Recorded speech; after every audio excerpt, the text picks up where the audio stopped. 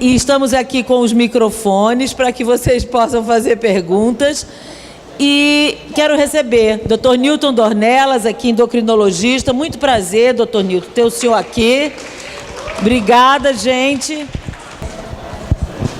Perguntem. No lugar de ir para o Google, a gente já está com o doutor aqui.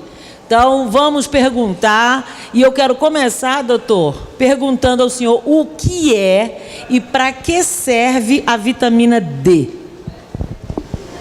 Bom, as vitaminas são micronutrientes que nós temos, né, que são fundamentais para diversas etapas do metabolismo, desde a absorção das carboidratos, proteínas, né, as gorduras, e que elas exercem uma função principal, cada uma delas, mas que hoje a gente sabe que essas vitaminas elas têm outras funções além daquela que a gente taxa como principal. A vitamina D, ela tem como principal ação o metabolismo do osso, né? Então ela é fundamental ao longo da vida, desde o nascimento, desde o primeiro ano de vida até a velhice, já que ela mexe diretamente com o osso. Então essa é a principal função dela. Né? Ajudar na constituição do osso através da absorção do cálcio e do fósforo também, e, além disso, propiciar a manutenção da qualidade dessa massa óssea. Ela, então, tem ligação direta com a osteoporose, ou é bobagem isso que eu estou dizendo? Ela tem, exatamente. Assim, começando pela formação lá na infância, né, ela vai ser a responsável direta pela mineralização desse osso, né, através da absorção do cálcio, que é uma das funções principais dela. Isso vai se dar ao longo da vida. Então, se uma pessoa tem, e a gente sabe o seguinte, que o ser humano, ele adquire a constituição total do osso, digamos, o pico da massa óssea, em torno dos 20 anos, 20, 25 anos. Uhum. Tá? Depois disso, dificilmente você vai adquirir mais massa óssea, já que é o pico. Então, o que você precisa fazer é manter. Essa massa óssea. O que é a osteoporose? É um declínio desta massa óssea. E ocorre, claro, principalmente na pós-menopausa nas mulheres, né? Então, ela tem tudo a ver com essa fase, exatamente porque ela é responsável pelo o que a gente chama de homeostase, o equilíbrio desse metabolismo do cálcio e do fósforo. Então, se ela tiver essa deficiência lá nessa fase, ela vai aumentar a perda dessa massa óssea. Perguntas à vontade, hein, gente, sobre vitamina D. Bom, se o pico da massa óssea é aos 20, 25 anos, vai começando a perder, consequentemente, perdendo vitamina D. Tem que repor essa vitamina de alguma maneira? A vitamina D tem que ser reposta diariamente, desde o primeiro ano de vida. Tá? Só que a gente repõe, de um modo geral, pela própria alimentação. Certo. Em algumas situações, que a gente pode explicar melhor posteriormente, a pessoa tem uma deficiência dessa vitamina D, são candidatos, né, a ter essa deficiência. Então, aí, às vezes, há necessidade de uma reposição medicamentosa. Tá? Através de de quais alimentos, especialmente, a gente repõe sempre, ao longo da vida, essa vitamina D? Dando uma linha geral de como funciona a vitamina D, nós temos no organismo 13 tipos de vitaminas, né, sendo que a vitamina D, ela, na realidade, é a única que é produzida diretamente pelo organismo, né? Então, como é que se dá essa produção? Nós temos uma determinada substância na nossa pele e, através da exposição à luz solar, começa um desencadeamento de transformações. Então, essa substância, ela se transforma numa segunda, numa terceira, e a fase final desse processo é o que nós chamamos de vitamina D ativa. Uhum. Então, o primeiro processo começa com a exposição solar. Então, a primeira reposição que você me perguntou se dá, na realidade, com a prevenção. A gente tem que estimular essa produção. E a maneira melhor, a melhor, a forma mais correta e mais produtiva é de se expor ao sol, né? Basta meia hora por dia. Sem filtro solar. Sem filtro solar, não necessariamente expondo todo o corpo. Tá. Importante frisar isso na primeira hora do dia, né? Antes das 10, o sol da manhã, ou após o sol das 16. E claro que com algumas recomendações, né? Que o filtro solar, na verdade, é um bloqueador e é um dos fatores, inclusive, de propiciar riscos de deficiência de vitamina D. Então, só. Aquelas pessoas que trabalham o tempo inteiro na sombra, e por isso não é uma doença exclusiva de quem se alimenta mal, né? Falta de sol. Falta de sol é o principal fator. Tá? Eu quero perguntar, alguém quer fazer uma pergunta? Fica à vontade, tá? Você que chegou cedo aqui, pode perguntar à vontade o que é, para que serve, como é que previne. Ela quer fazer uma pergunta, Kettler. Como é seu nome, querida? Meu nome é Laudemília. Eu quero saber, desde que foi detectada a baixa quantidade de vitamina D, de quanto em quanto tempo a gente precisa fazer a densitometria óssea? Boa. Ok. Bom, vamos por etapas, porque assim, Laudemília, a deficiência da vitamina D, ela pode se dar em qualquer fase da vida, desde a criança, né, até a fase adulta, a fase na pós-menopausa. Rigorosamente, a indicação de se fazer a densitometria óssea, digamos, de uma maneira mais rotineira, se dá após a menopausa, né? Ou seja, quando, não necessariamente, mas assim, rotineiramente, a indicação é após menopausa, já que a gente identifica, o objetivo dela é ter o diagnóstico e o controle da osteoporose, né? A osteoporose, conforme a Mônica já perguntou, é uma das fases da vida, né? Assim, claro, se dá mais numa das fases da vida e está diretamente relacionado também com a deficiência da vitamina D. Porém, a vitamina D ela tem inúmeros fatores, inúmeros momentos de importância na vida. Especificamente nessa sua pergunta, eu creio que você tendo o diagnóstico da deficiência, você tem que tratar a deficiência em qualquer época. A repetição da densitometria óssea é um caso paralelo e a gente indica rotineiramente de ano em ano. Porém, o controle para saber se a sua vitamina D está normal, aí tem que ser num período precoce. Então, vai depender do nível que você tem de deficiência. Aí você trata, 6 a 8 semanas repete para ver se aquela vitamina D já foi resolvida, mas isso é feito com exame de sangue. A densitometria, portanto, eu diria que é anual, como rotineiramente é indicado. Obrigada. O exame é de sangue para saber a deficiência? O exame é de sangue. Simples. Colhe-se o sangue, dosa-se uma substância chamada 25-hidroxivitamina D. Os homens também são vítimas da osteoporose? Todos, crianças, jovens, adultos, da osteoporose, desculpa. Osteoporose. Não, os homens também são. Também são. Agora, o senhor me falou que outras consequências podem existir decorrentes da falta da vitamina D. Não somente problemas na massa óssea. Algum outro problema do coração, por exemplo? Sim. A vitamina D, a sua fala quando estava me chamando, era para dizer que achava que era só uma vitamina. Hoje, a vitamina D, apesar de ter esse nome, ela é considerada já como um hormônio, é um pré-hormônio. A gente tem uma impressão, nós, né, de um modo geral, de que o osso, depois que forma, é uma estrutura dura, sim, e rígida e inativa. Irreversível. E é um engano. E a prova disso é que todas as vezes que uma pessoa tem uma fratura, aquela fratura é imobilizada e o osso refaz, cicatriza, sim, naquele local. Então, o osso, na verdade, é uma estrutura viva, né? Então, desta forma, a vitamina D, ela tem esse principal papel.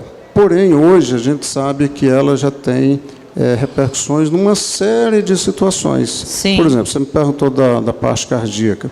Já existem alguns trabalhos que mostram uma possível redução de mortalidade ou ao contrário, pensando ao contrário. Se você tem a deficiência da vitamina D, por exemplo, pode-se morrer 50% a mais de chance de morrer de infarto ou aumentar o risco de ter um derrame cerebral, um AVC, em torno de 2 a 3 vezes maior. Então, isso é um dos campos. Possibilidade de diminuição da imunidade, né? Algumas pessoas que têm a deficiência aumenta. Pode ter interferência, inclusive, com obesidade, tá? Que ela, na verdade, ela é uma das... A obesidade é uma das causas possíveis de deficiência da vitamina D. Por quê? Porque a vitamina D, ela é uma substância que a gente chama de lipossolúvel, ou seja, ela está interligada diretamente com a gordura. Tá? Interessante, porque não é só a falta de sol, então, né? Tem a obesidade, tem outros fatores. Tem outros fatores, né, que interferem diretamente com isso. Alguma pergunta, gente? Estamos aqui para responder. O doutor está aqui para responder. Doutor Newton Dornelas, endocrinologista. E o que você quiser saber na área de endocrinologia, aproveita. Homens e mulheres aqui presentes. Doutor, voltando ainda à vitamina D, quais são as vitaminas mais importantes, vamos dizer assim? A gente ouve muito, tem uma pergunta ali, mas eu já vou deixar a pergunta engatilhada. A gente sabe da vitamina A e sabe da B12. Quero saber da importância delas. Seu nome, por gentileza. Meu nome é Esteves. Eu gostaria de saber, tipo na alimentação, além da sardinha, de peixe, alguns que contêm bastante coisa para osteoporose, né? Quais são os outros alimentos assim que aconselhado? Boa. A fonte alimentar, na realidade, ela é importante, mas ela, de fato, não é a principal, tá certo? Você se preocupa com a alimentação, digamos assim, para aquelas pessoas que realmente têm uma impossibilidade, né, de estar exposto ao sol. Então, por exemplo, as pessoas que estão com internação prolongada, as pessoas... É por isso que se faz muito, né? Claro, além do fator social...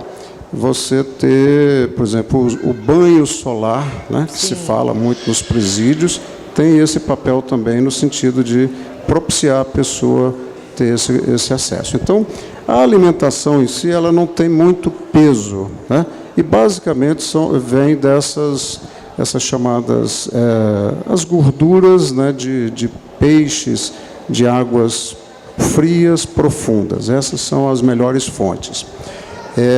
Existem algumas outras substâncias, porque a vitamina D, apesar de vir praticamente da fonte animal, os cogumelos também têm uma fonte. Cogumelo também tem uma fonte. E eu acho que a pergunta não era somente com relação à deficiência da vitamina D, mas sim alimentos que contêm ômega 3, as castanhas, né? Para a vitamina D, essas são as principais. Isso que ele mesmo já tinha, na sua própria pergunta, já tinha falado. O salmão, da sardinha, do atum, né? Então, mais de peixes mesmo. Mas isso, no nosso dia a dia, não é o que pesa mais. Acho que é uma preocupação bem interessante. Muito importante essa. E as castanhas. Falando agora com o endocrinologista, independentemente da vitamina D. Quais são os alimentos hoje considerados mais parceiros, mais saudáveis? Os ômega 3, a importância das castanhas, nozes. Se a gente pudesse resumir numa famosa frase, ia dizer que a alimentação equilibrada é a chave de tudo. Nós não podemos dizer assim, é só este alimento, né? Entendi. Mas é claro que essa é a base. Ter fibras, ter frutas, ter os sais minerais, enfim, ter tudo isso, ter a própria gordura, os carboidratos, as proteínas. Então, o que mais importa é o equilíbrio. Mas, né, os dois grandes vilões são açúcares e gorduras. E a farinha, né? Os carboidratos, dependendo das pessoas, né, dependendo do caso, por exemplo, aí você começa a ir para um lado muito específico. Mas, por exemplo, se é uma pessoa que tem diabetes, por exemplo, ela precisa ter muito mais cuidado com isso. Se é uma pessoa que tem colesterol alto, ela precisa ter muito mais cuidado com as partes de gorduras, né? Então, ter o equilíbrio é o fundamental. Bom senso e de tudo um pouco, né? As perguntas abertas. O senhor responde para mim, então, quais são as outras vitaminas importantes? A D, me fale um pouco da A e da B12. Nós temos, como eu disse, cerca de 13 vitaminas, né? Então, a vitamina A D, a E, a vitamina K e o complexo de vitaminas B, B1, B6, B12 e tal. E a vitamina C. Então, cada uma delas tem uma coisa importante, mas, sobretudo, a gente tem uma visão hoje de que, como é o exemplo clássico que acabamos de discutir sobre a vitamina D, de que essas vitaminas elas não têm uma função específica. Elas vão para uma, que é mais importante, mas que corroboram com todas as outras. Então, vitamina A, por exemplo. A vitamina K, por exemplo, ela está muito relacionada com os fatores de coagulação. Tá? Então, uma pessoa que tem, por exemplo, uma deficiência de vitamina K, ou uma dieta enfim, rica em vitamina K, que vem principalmente das leguminosas, né, das couves, couves, brócolis, etc., isso interfere em coagulabilidade. Então, só para dar um exemplo, uma pessoa que tem uma trombose, ela faz um tratamento para combater esse excesso de vitamina K. Né? E, portanto, a própria alimentação tem que estar voltada para isso. A vitamina B12, que você me perguntou, ela é muito importante para a parte tanto da produção de células do sangue, como as hemácias, como em fatores relacionados com o sistema nervoso central, por exemplo, né? A parte da cognição, dos nervos periféricos. Então, é uma das causas, a sua deficiência é uma das causas importantes das chamadas neuropatias, né? Pessoas que costumam ter dormências ou dor, que a gente chama de dor neuropática. Né? Perguntas abertas a vocês, hein, gente? Por enquanto eu vou fazendo. Se quiser que eu faça alguma pergunta aí, estamos junto. Doutor, existe eu li alguma vez que alguma vitamina tem uma importância grande na depressão. É a D ou isso não tem fundamento? A D e a própria B12 também pode estar interferindo, já que a B12 está relacionada com os processos do sistema nervoso, né? Mas a vitamina D é um outro foco de investigação hoje que se tem, porque a vitamina D, além de mexer com os ossos, sempre friso isso, está relacionada também com força muscular e está relacionada também com fatores depressivos, que é a sua pergunta agora. Além disso, quem é que é mais candidato a ter deficiência da vitamina D?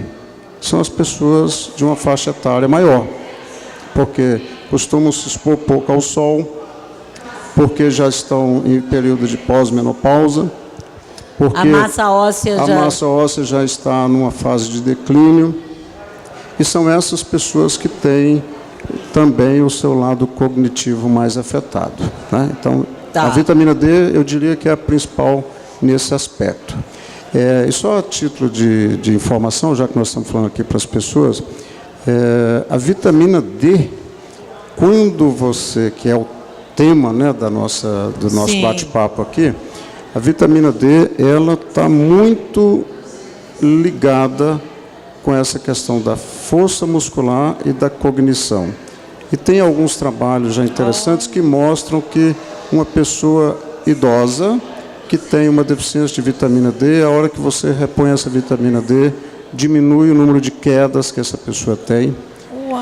Além de melhorar, são coisas interessantes na pesquisa, de você testar, por exemplo, como é que uma pessoa que tem deficiência D, idosa, caminha 8 passos. E depois que você repõe, como é que essa mesma pessoa caminha 8 passos. Caminha mais, ela chega melhor, com mais segurança e com mais rapidez, em pequenas distâncias, inclusive, em relação a quem tem a deficiência. medicamentosamente falando, são remédios ingeridos via oral, é injeção, é o quê? Via oral, né? A vitamina D, ela tem hoje várias apresentações, né, de vários laboratórios, vários nomes comerciais, em forma de líquido, forma de comprimidos, né? Então, é via oral, né? E, além de via oral, ainda tem algumas possibilidades de ser tomada diariamente, de ser tomada semanalmente, né? Ou, às vezes, até doses mensais também. Aqui chegaram duas perguntas de pessoas que não quiseram falar no microfone. A primeira é: o que é hipófise vazia? Eu nunca ouvi falar de hipófise cheia, quanto mais vazia. Bom, a hipófise, ela é uma glândula que, na realidade, é uma glândula que comanda todas as outras glândulas do corpo, e ela fica num local dentro do cérebro chamado célula túrcica. Célula porque é uma região anatômica que tem uma semelhança com uma sela de cavalo. Sim. Acho que a pergunta quer dizer célula vazia, né? Porque na realidade é um processo em que a hipófise, por algum motivo, por trauma, por, enfim, uma hemorragia, por uma isquemia, por algum processo, ela deixa de existir naquele ponto, né? Ou ela sai daquela anatomia, e quando a gente faz, por exemplo, um exame de uma tomografia ou uma ressonância, você vê a célula, mas você não vê a imagem da hipófise. Isso chama-se célula vazia. Acho que essa é a pergunta que... É isso, daí acontece o quê? O que ela tem que é grave? Precisa, em alguns casos, precisa repor hormônios. Outros, a pessoa até convive com aquilo porque ela apenas não está ali. Não significa que ela perdeu por completo a hipófise. Compreendeu?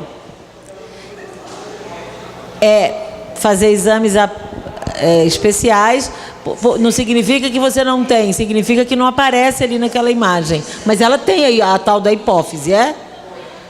Tem, doutor? Sim, não, é possível que a pessoa tenha. Mudou de endereço. Conversa com ele direto, passa o microfone. Mudar de endereço não é bem que saiu. Estou popularizando. Ele saiu ali Faz de uma área. Faz a sua pergunta bem clara. Isso precisa estar. O que causa?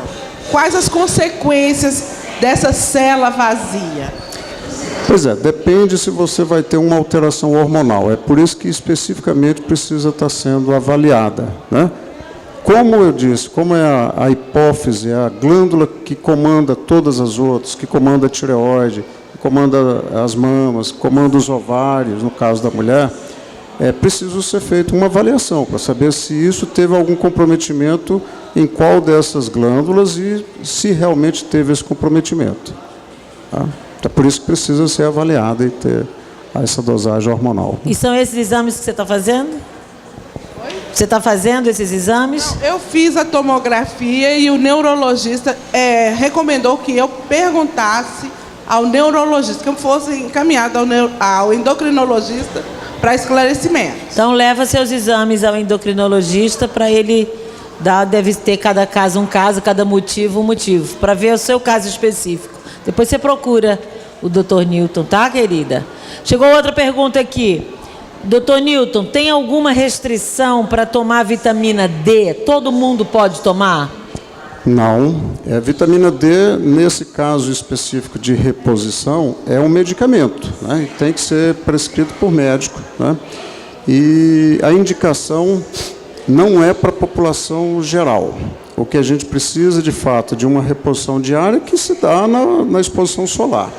Para aquelas pessoas que têm a deficiência, né, aí sim, há indicação, mas aí é uma prescrição médica. Mais perguntas, mais dúvidas, mais orientações sobre essa questão desse equilíbrio, né, dos nutrientes? Eu queria que o senhor desse uma dica, uma mensagem, uma informação para o nosso público, tanto da internet como aqui presente, sobre esses cuidados, o quanto esse equilíbrio é importante. Começo a mensagem com a complementação da resposta dessa pergunta anterior. Automedicação não se deve indicar para ninguém, né? É para isso que existem os profissionais. Então, essa é a primeira recomendação que eu daria. Por quê? Porque a vitamina D em excesso também traz problemas, né? Ela pode, como ela atua na absorção do cálcio, ela pode aumentar muito essa absorção de cálcio e isso traz problemas para as pessoas. Então, automedicação nunca.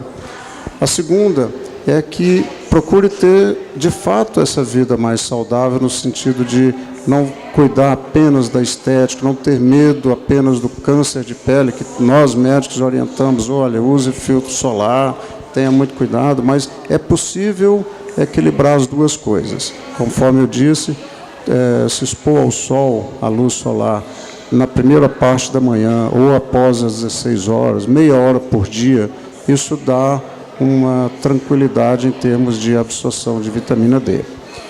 Terceiro, se você faz parte daquelas pessoas, digamos, com um pouco maior risco, se trabalha muito dentro de casas ou dentro de algum escritório, enfim, que não possa por algum motivo se expor, ou mesmo nessa época que a gente tem chuva e às vezes não tem tanto a luz solar, que faça também a dosagem do seu exame, né? Tendo a dosagem, isso dá uma tranquilidade para que o médico possa tratar. Então, são esses 3 cuidados que eu diria, né? Se expor ao sol, não tomar medicação por conta própria e periodicamente fazer os exames. E, claro, saber identificar se você está, por exemplo, chegando perto da menopausa, né? Ou se tem uma criança que está em fase de crescimento, que é aquela fase que a gente tem de composição da massa óssea, né? Conforme disse, até os 20 anos. Então, são cuidados que a gente vai tendo ao longo da nossa vida e que, como tudo, a gente precisa estar indo atrás do diagnóstico preciso. Obrigada. Só para finalizar, eu queria lhe perguntar uma coisa. Há algum sinal, antes da pessoa fazer o exame, para ter essa informação, há algum sinal, cansaço, que indique a falta de vitamina D? Cansaço é um deles, o desânimo, né? Aquela pessoa que acorda às vezes de uma maneira mais preguiçosa do que as demais, né? A pessoa que já sabe que ela está se expondo pouco, então ela já é uma candidata. Quem está aqui hoje, a partir de hoje, tem que saber disso. Se a pessoa se expõe pouco ao sol, ela é uma candidata, né? Mas unhas quebradiças, queda de cabelo, enfim, alterações, fraturas, né? Pessoas que, às vezes, claro, não vamos esperar uma pessoa ter fratura para pensar que ela tem uma deficiência de vitamina D, mas uma pessoa que, às vezes, tem fratura espontânea, tem que buscar, independente da idade, saber por que tem aquilo. Se tem dores musculares, porque tem pessoas que têm fraturas, microfraturas espontâneas, né? E ela simplesmente não sabe que tinha aquilo ali. Doutor, muito ilustrativo. Quero agradecer suas informações, agradecer a toda a equipe do Marketing Qualidade. A gente tem vários temas o ano que vem: demência, Alzheimer, coluna,